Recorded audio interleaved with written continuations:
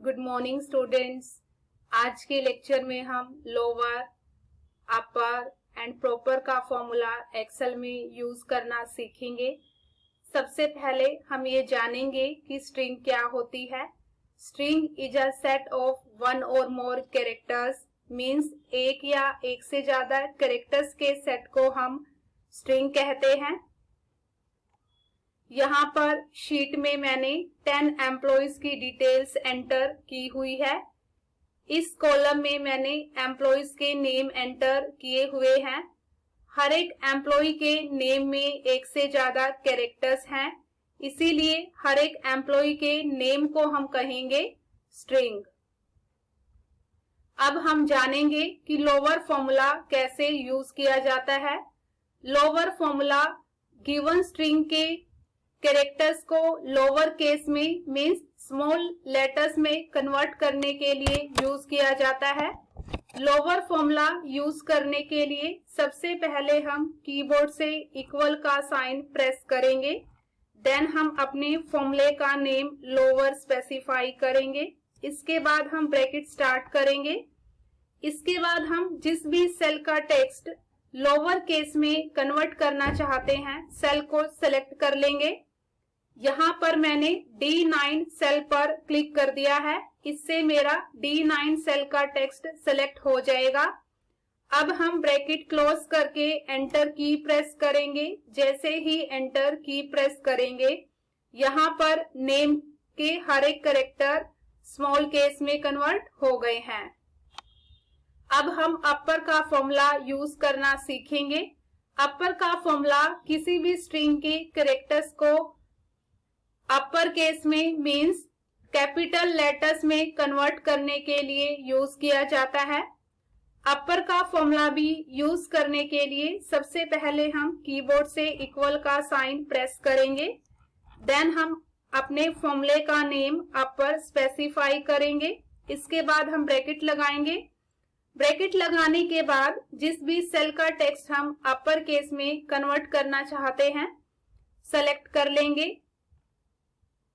मैंने यहाँ पर D12 सेल पर क्लिक कर दिया है, इससे मेरा D12 सेल का टेक्स्ट सेलेक्ट हो जाएगा।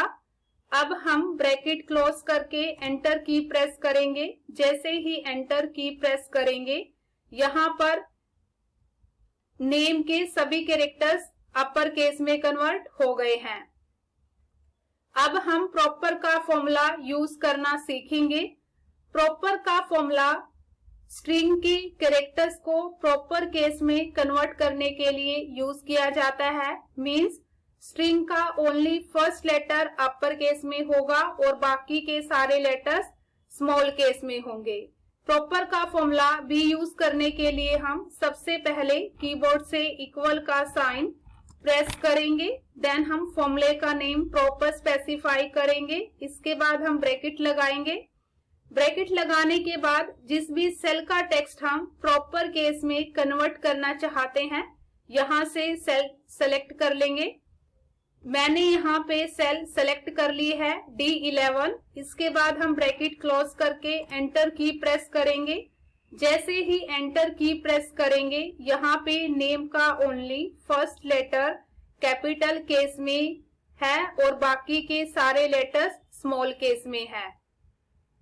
अब तीनों में से कोई भी एक फॉर्मूला हम इस शीट में जो नेम कॉलम है अप्लाई करना सीखेंगे। सपोज हमें कहा जाता है कि इस शीट में जो एम्प्लॉइज के नेम है उनको आपको प्रॉपर केस में कन्वर्ट करना है। इसके लिए हम जिन एम्प्लॉइज के नेम हमने प्रॉपर केस में एंटर नहीं किए हुए हैं, उनको हम रीटाइप नहीं करेंगे। अब हम प्रॉपर का फॉर्मूला यूज करेंगे। सबसे पहले हम ई कॉलम से पहले एक ब्लैंक न्यू कॉलम इंसर्ट कर लेते हैं। इसके लिए हम ई अल्फाबेट पर क्लिक करेंगे। यहाँ पर टूल बार में हम इंसर्ट ऑप्शन में ड्रॉप डाउन बटन पर क्लिक करेंगे। यहाँ पर हम insert sheet columns option select कर लेते हैं, जिससे मेरा एक ब्लैंक न्यू कॉलम इंसर्ट हो जाएगा। इस कॉलम में हम एम्प्लॉइज के नेम प्रॉपर केस में कन्वर्ट करेंगे। यहां पर इस सेल में हम सबसे पहले हेडिंग को प्रॉपर केस में कन्वर्ट करेंगे। हेडिंग मेरी ऑलरेडी प्रॉपर केस में है, लेकिन फिर भी हम प्रॉपर का फॉर्मूला यूज करेंगे।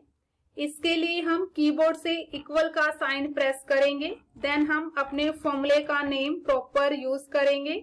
इसके बाद हम ब्रैकेट लगाएंगे। ब्रैकेट लगाने के बाद हम D4 सेल पर क्लिक कर देंगे। इसके बाद हम ब्रैकेट क्लोज करके एंटर की प्रेस करेंगे। जैसे ही एंटर की प्रेस करेंगे, यहाँ पर हेडिंग हमारी प्रॉपर केस में कन्वर्ट हो जाएगी। अब इस सेल में जो फॉर्मूला हमने अप्लाई किया है, फॉर्मूले को एम्प्लॉइज के नेम प्रॉपर केस में कन्वर्ट करने के लिए कॉपी करेंगे, जिसके लिए हम कर्सर को इस सेल के बॉटम कॉर्नर पर लेकर जाएंगे, जिससे हमारा ये हैंडल अपीयर हो जाएगा। अब हम माउस का लेफ्ट बटन प्रेस करके हैंडल को नीचे की तरफ ड्रैग करेंगे। इससे मेरे एम्प्लॉइज के नेम प्रॉपर केस में कन्वर्ट हो गए हैं। अगर हम E4 से लेके E14 तक किसी भी सेल में क्लिक करते हैं तो हमें फॉर्मूला बार में फॉर्मूला दिखाई दे रहा है। मीन्स E4 से लेके E14 सेल तक हमने हर एक सेल में फॉर्मूला अप्लाई किया हुआ है।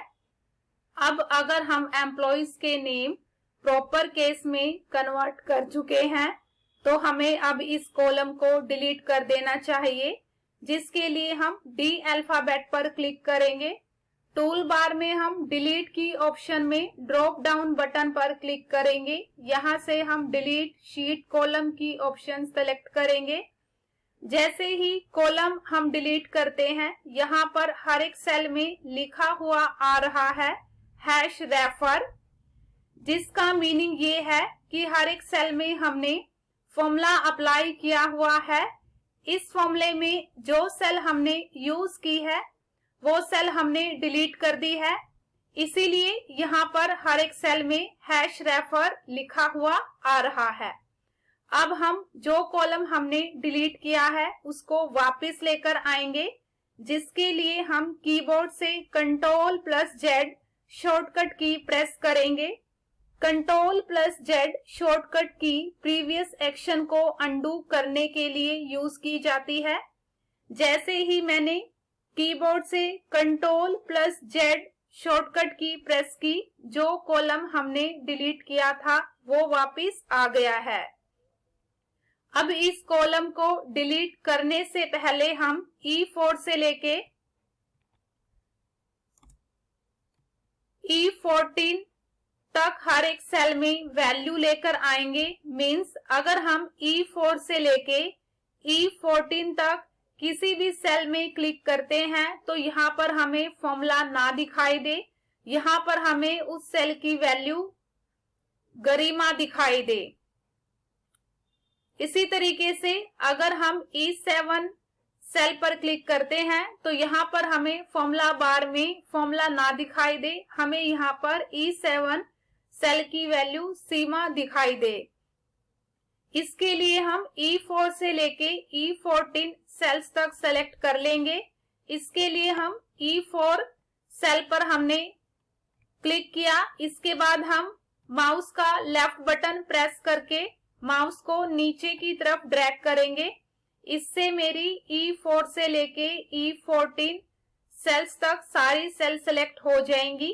अब हम टूल बार में कॉपी की ऑप्शन पर क्लिक करेंगे। इसके बाद हम E4 सेल पर क्लिक करेंगे। यहाँ पर अब हम जो सेल्स हमने कॉपी की थी उन सेल्स की वैल्यू पेस्ट करेंगे, जिसके लिए हम टूल बार में पेस्ट की ऑप्शन में ड्रॉप डाउन बटन पर क्लिक करेंगे। यहाँ पर अब हम पेस्ट वैल्यूज ऑप्शन में से वैल्यूज ऑप्शन पर क्लिक कर देंगे, जिससे मेरी E4 से लेके E14 सेल तक हर एक सेल में वैल्यू आ गई है। अगर हम किसी भी सेल में क्लिक करते हैं तो यहाँ पर फॉर्मूला बार में अब हमें उस सेल की वैल्यू दिखाई दे रही है। अब अगर हम डी कॉलम को डिलीट कर देते हैं। इसके लिए हमने डी अल्फाबेट पर क्लिक किया। टूल बार में हम डिलीट की ऑप्शन में ड्रॉप डाउन बटन पर क्लिक करेंगे। यहां से हम डिलीट शीट कॉलम की ऑप्शन सेलेक्ट करेंगे। जैसे ही हमने कॉलम डिलीट किया, यहाँ पर हमारे नेम प्रॉपर केस में कन्वर्ट हो गए हैं। Thank you so much.